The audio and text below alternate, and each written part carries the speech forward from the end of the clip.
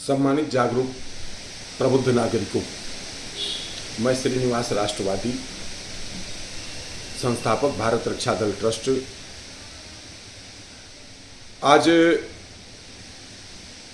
कल रात के एक समाचार के बाद रात में कई बार मेरी नींद खुली कि उस मुद्दे पे मैं कुछ मंथन चिंतन अपने विचारों की अभिव्यक्ति को प्रकट करूं, लेकिन अब मैं उसी बात को रखने जा रहा हूं। अयोध्या के एक समाजवादी पार्टी के बलात्कारी नेता मोइन खान के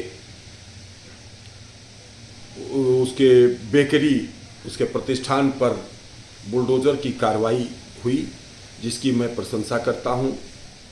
और इस प्रकार के पापी अधर्मी कुकर्मी नीचों के खिलाफ इस प्रकार की कार्रवाई सरकार को लगातार करते रहना चाहिए, इसकी हम सदैव मांग करते हैं।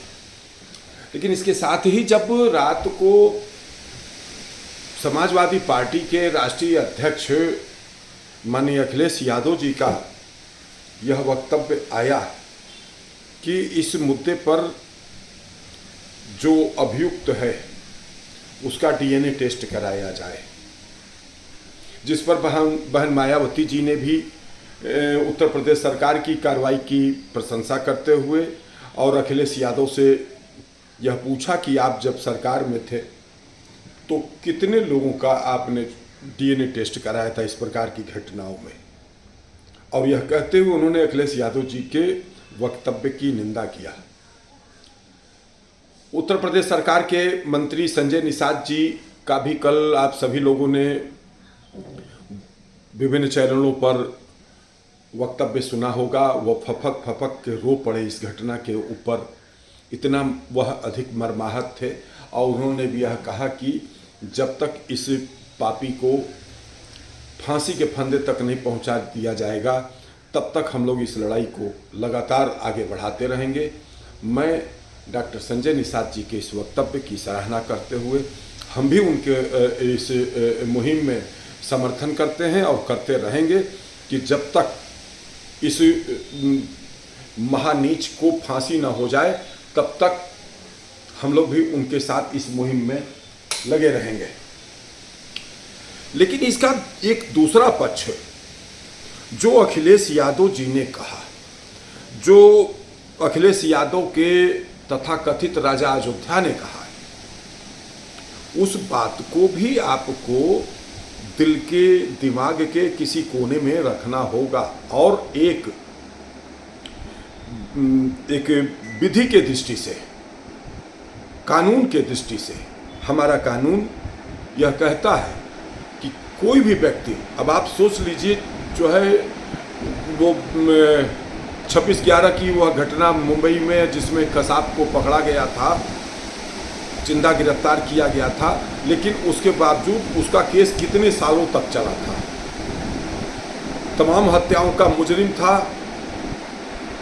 सब कुछ साक्ष्य हो गया, लेकिन उसके बावजूद भी हमारे संविधान ने वह दुश्मन देश का एक आतताई था, आतंकवादी था, जो की एक बहुत बड़ी घटना को अंजाम देने का उसने प्रयास किया और लगभग घटना को अंजाम दे ही दिया था उन लोगों ने। लेकिन उसके बावजूद भारत के संविधान ने उसको भी हर संभव अपने पक्ष में, बचाव में अपनी दलील रखने का अवसर दिया, तब जाकर के उसको फांसी हुई थी। आज अखिलेश यादव जी के इस बयान, भावनात्मक दृष्टि से तो हम निंदा करते हैं, लेकिन एक वकील की हैसियत से, एक वकालत के दिमाग के दृष्टि से जब हम इस बात को विचार करते हैं तो उनकी बात का भी हम इस आधार पर स्वीकार कर सकते हैं कि किसी भी व्यक्ति को अपने बचाव में, अपने बचाव के लिए पक्ष रखने का अधिकार है। और डीएनए टेस्ट की जो उन्होंने मांग किया है, इसके दो संकेत हैं। और यह अखिलेश यादव के इस बयान से कहीं न कहीं भारतीय जनता पार्टी और अन्य दलों के लोगों को भी सीखना चाहिए। एक बात देखिए, व्यक्तिगत रूप से हम कभी माननीय मुलायम सिंह जी के बारे में यह बात लोग कहते थे। हमारी हालांकि उनकी केवल एक मुलाकात है, और जब मैं कक्षा 8 में पढ़ता था और तब वह लोकदल के प्रदेश अध्यक्ष हुआ करते थे। मेरे पिताजी एक कवि थे और यही स्नेह नगर आलमबाग में उनकी मीटिंग थी। लड़के थे, छोटे बच्चे थे, 8वीं क्लास के बच्चे की क्या उम्र होगी जो है। लेकिन पिताजी के से एक प्रेरणा हमको मिली कि मैं कक्षा 4वीं 5वीं में भी जब पढ़ता था, 6ठी 7वीं में भी पढ़ता था, तो जब स्कूल के कोई फंक्शन होते थे, उन फंक्शनों में वह गीत उत हमको बना करके देते थे। पिताजी साहित्यकार थे तो हम उसको गाते थे। उसी तरीके से पिताजी ने एक गीत बनाया था जिसको हमने मुलायम सिंह जी के सामने गाया था कि सारे उत्तर प्रदेश में मचा हुआ है शोर, लोकदल जीतेगा, ये गीत था। और उसमें मुलायम सिंह जी ने उस समय हमको जो है 51 रुपये पुरस्कार भी दिया था। मुलायम सिंह जी के बारे में यह कहा जाता है कि मुलायम सिंह जी अपने संगठन के कार्यकर्ताओं के लिए, अपने समर्थकों के लिए हर संभव उसके पक्ष में, चाहे उसने बड़ी से बड़ी गलती क्यों ना हो, उसको बचाने की कोशिश करते थे। यह गुण कहीं न कहीं मैं मानता हूं कि पिता के से पैतृक गुण अखिलेश यादव जी को मिला है कि देखिए, वह एक बलात्कारी है, उसने महान नीच काम किया है। एक नाबालिग बालिका के साथ स्वयं तो दुष्कर्म किया ही, साथ में एक और उसके सहयोगी ने इस प्रकार का दुष्कर्म किया। और माननीय अखिलेश यादव जी का वह बिरादरी की दृष्टि से वह एक बड़ा वोट बैंक है जिसके खिलाफ वो कभी नहीं बोलेंगे। हर संभव कभी बता दीजिए कि जो है आतंकवादी घटनाओं में भी कभी कोई ये मारा गया हो तो अखिलेश यादव ने निंदा किया हो। वो घनघोर मुस्लिमवादी हैं, कट्टर मुस्लिमवादी हैं। एक जो है मुस्लिम अराजक गुंडा टाइप का व्यक्ति मुख्तार अंसारी को आप देख लीजिए, अतीक अहमद, इनके के ये स्वयं संरक्षक थे। वो लोग चाहे जितनी बड़ी से बड़ी घटनाओं को अंजाम दें, लेकिन कभी अखिलेश यादव ने इन लोगों की निंदा नहीं किया, क्योंकि वह मुस्लिमवादी हैं, कट्टर मुस्लिमवादी हैं। और उनको अपराध से कोई मतलब नहीं है। उनको यह है कि मेरा वोट बैंक है और अपने वोट बैंक के बचाने के लिए वह सब कुछ करेंगे, और इस घटना से उन्होंने यह साबित किया। तो देखिए, राजनीति क्या है? राजनीति में लॉबिंग है।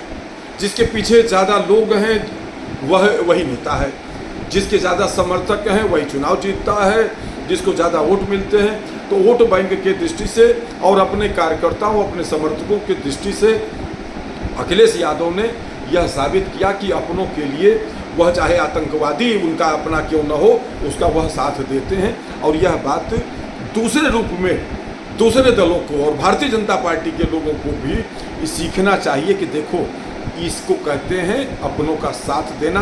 पूरा समाज, पूरा देश गाली दे, उस व्यक्ति को कोई फर्क नहीं पड़ता, क्योंकि वो व्यक्ति वोट की राजनीति में लगा हुआ। तो तुम क्यों नहीं वो करते हो? मनोज सिन्हा गाजीपुर के काहे चुनाव हार गए? मनोज सिन्हा के हार का कारण ही यही है, बड़े सिद्धांतवादी हैं, सत्यनिष्ठ हैं। अरे कोई तुम्हारे यहाँ आया है, तुम्हारी मदद, आपकी मदद आपसे मांगने आया, तो कोई घटना हुई होगी, कुछ गलती हो गई होगी, चाहे कुछ भी हो गया, तो एक बार उसका साथ दीजिए। उसको बाद में डांटिए कि भाई देखो तुम गलत कर रहे हो, लेकिन हम समझा देते हैं, लेकिन आइंदा से ये गलती नहीं होना चाहिए। वो साहब मना कर देते हैं, नहीं नहीं मैं इसके लिए फ़ोन नहीं करूँगा। तो तुम काहे के लिए, आप काहे के लिए सांसद बने हो? काहे अफजाल अंसारी चुनाव जीत रहा है? इसलिए चुनाव जीत रहा है कि वो खुल्ला उसके दरवाजे कोई जाता है तो उसका साथ देता है। अखिलेश यादव ने यही किया है। और विधि के दृष्टि से हम यह बात कहना चाहते हैं कि इस प्रकार की घटनाओं में इटबे भी कि कहीं कहीं पर जो है किन्हीं लोगों को साजिशन फंसाने की अगर राजनीति हुई है, तो डीएनए टेस्ट हो जाने से दूध का दूध, पानी का पानी हो जाता है। और हम समझते हैं कि जब ये मामला अदालत में जाएगा और अदालत में इस मुद्दे के ऊपर जो है अगर अभियुक्त गण मांग करेंगे डीएनए टेस्ट की, उनके वकील जब उनके पक्ष में वकालत करेंगे, तो हम समझते हैं कि न्यायाधीश महोदय इस पर विचार जरूर करेंगे। और इस घटना के बाद एक नया संदेश समाज को जाएगा कि वास्तव में इस प्रकार की घटनाओं पर डीएनए टेस्ट का भी होना जरूरी होता है, क्योंकि यह कलयुग है। आप आगे बढ़ रहे हैं तो आपके ऊपर गंदे और भद्दे आरोप लगाने वाले लोग भी जो है बैठे हुए हैं कि किसी भी तरीके से इसको फंसा दो, ये बहुत आगे बढ़ रहा है। और उस स्थिति में किसी भी स्तर पर कोई भी व्यक्ति जा सकता है, क्योंकि हम भी लगभग 58-59 के होने जा रहे हैं, तो इस धरती का बहुत कुछ ज्ञान हमने हासिल किया है। कुल मिलाकर के दोनों पक्षों को हम देखते हुए यह बात पुनः डॉक्टर संजय निषाद जी के उस वक्तव्य का समर्थन करते हैं कि इस व्यक्ति को फांसी तक पहुंचाने तक संघर्ष जारी रखना है। हम उनके साथ हैं, उत्तर प्रदेश सरकार के साथ हैं, अपने यशस्वी मुख्यमंत्री के एक्शन की प्रशंसा करते हैं, लेकिन साथ ही अखिलेश यादव के इस संदेश को भी एक ही संदेश के रूप में ग्रहित करने का आप सबसे अनुरोध करते हैं। धन्यवाद। जय मातृभूमि, जय भारत।